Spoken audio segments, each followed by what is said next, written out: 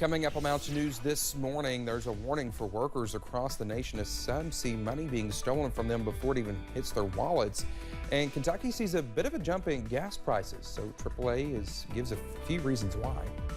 Dedicated to Eastern and Southern Kentucky, this is WYMT Mountain News This Morning. All righty, good morning, 5:32 on your Monday morning. I'm Dakota Makris, and yeah, the weekend is over. Let's head over to Brandon for a look at our forecast. And Brandon, I did nothing this weekend. I just sat at home, laid in bed. Yep. I took 2 naps. Yep.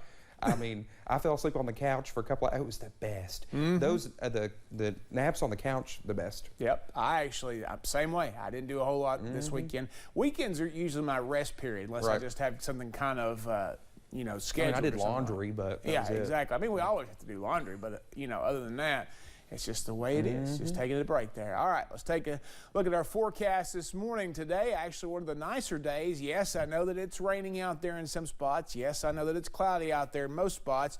But again, today, when you look at the rest of the forecast, will be one of the nicer days this week. It is foggy, I can tell you that. Visibility down to less than 1 mile across a big chunk of the area. So continue to be careful out there. It was spotty on my way. It looks like it's increased now across parts of the area this morning. In Lake Cumberland, you can see the fog out that way this morning. Had to readjust this camera a little bit there, but you can see that out there in Pulaski County that it's pretty foggy. 39 to 48 on our temperatures this morning. A lot of low to mid-40s out there as we start your day. 53 our daytime high. A little bit later on this afternoon, winds coming in from the south going to make that possible, but you'll see some big changes on the way as we head into the next couple of days. I'll tell you more about that coming up here in just a few minutes. Dakota. All right, Brendan, thank you. Well, a man is dead after a home invasion in Estill County. Kentucky State Police is investigating the break-in that happened at a home along Richmond Road. Troopers found 43-year-old Jeffrey Johnson dead from an apparent gunshot wound. KSP says the initial investigation found Johnson entered the home armed and was confronted by someone inside. That person retrieved a gun and shot Johnson.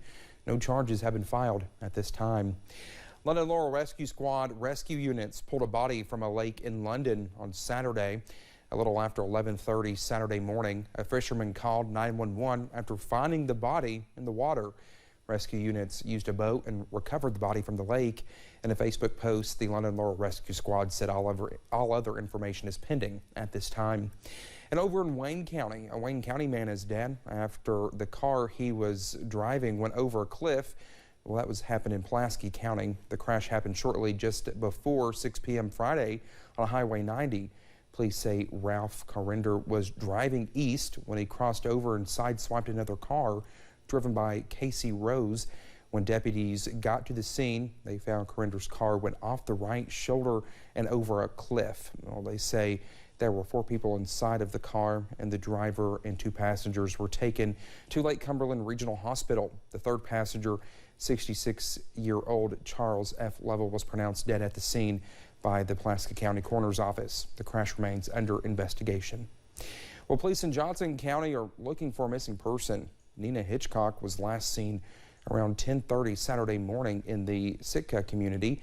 She was wearing green scrub pants and leaving her home in a silver SUV with 2 men.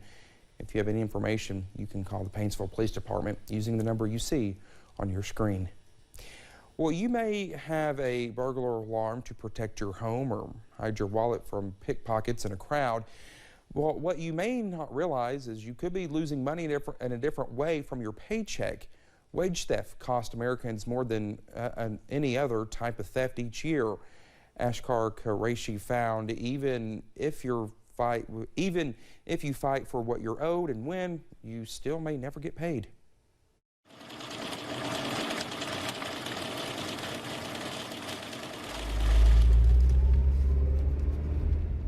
Asael Espinosa spends his nights on the road delivering pizzas in Chicago. Me encanta hacer delivery porque la gente está contenta cuando llega su comida. But on some nights, he says, the longer he works, the less he makes. $4 per delivery. De casi una hora solamente he hecho 2 deliveries, que son $8. Entonces, si ustedes se dan cuenta, tal vez a lo mejor no estoy ganando ni el mínimo, tal vez. The pizzeria owner claims drivers are independent contractors, paid by the delivery, not the hour. But Espinosa says he works a scheduled shift and that he's expected to clean and stock shelves when he's not delivering, without getting paid a dime. We've found about 24 different ways that employers steal workers. Some are pretty straightforward, some are a little more creative. Arise Chicago is a group that helps workers through the complicated process of recovering stolen wages. Often what we see with people who come to us with wage theft cases is, I feel like my employer did this because they were confident they could get away with it.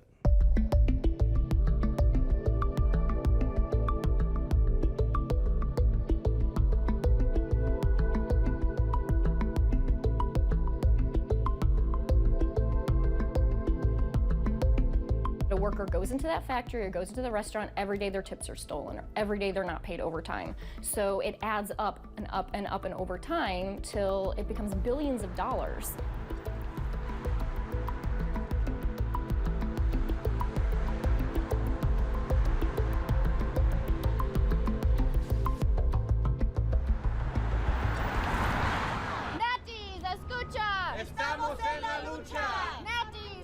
The drivers say they tried and failed to negotiate with their boss, who declined to talk to us. So the workers are taking their fight public.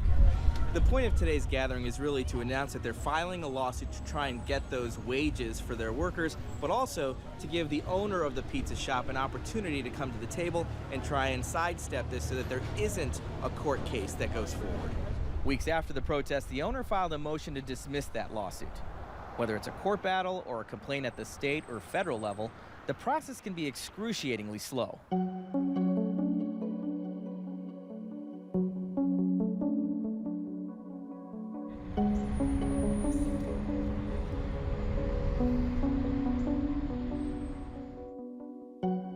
The enforcement part of it seems to be lagging. Well, that explains the magnitude of the problem.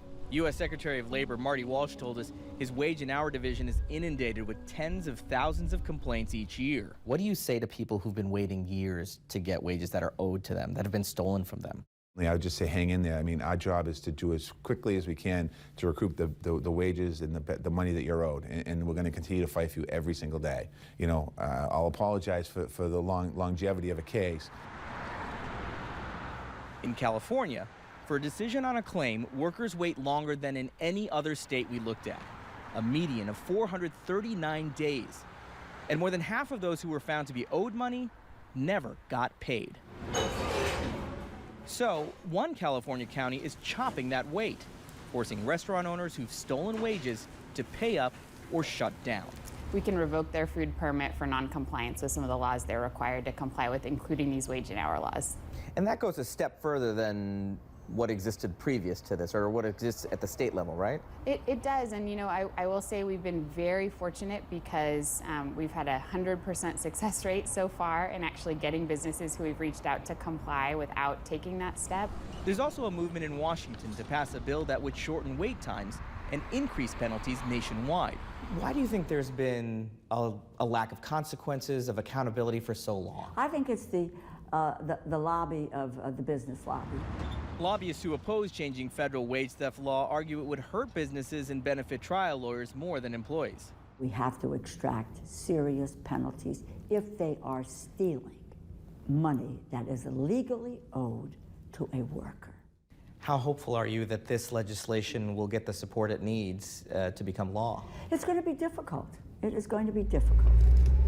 For now, it remains largely up to the employee to monitor pay and fight for what's owed. ¿Cuánto tiempo vas a luchar? No importa cuánto tiempo se tarde, pero vamos a seguir luchando. Based on the amount of money owed, if wage theft were treated the same way as other forms of theft, tens of thousands of the cases we analyzed could have been charged as felonies, which might have led to hefty fines or even prison time. I'm Asher Qureshi, CBS News. Well, the new year has brought new gas prices a little bit higher than what we are used to seeing. Since the start of 2023, Eastern Kentucky has seen a slight increase in gas prices. AAA Bluegrass Public Affairs Manager Lori Weaver Hawkins says a big part of this is due to China's economy reopening after being on COVID lockdown. So when crude oil prices go up, Well, local gas prices tend to follow. Another big factor is the overall demand for gas has gone up. When that happens, people tend to get out and about more. They tend to even work in maybe a long weekend trip somewhere because they're less concerned about bad winter weather. AAA says the average price of gas in Lexington is 45 cents more expensive than it was just last month. Well, just ahead this morning, Jay Leno discusses the severe injuries he received in another painful incident as he was already recovering from some serious burns. And spotty rain chances are the story today, but tonight things could get a little bit rough weather-wise the next couple of days. I'll have the latest in about 3 minutes.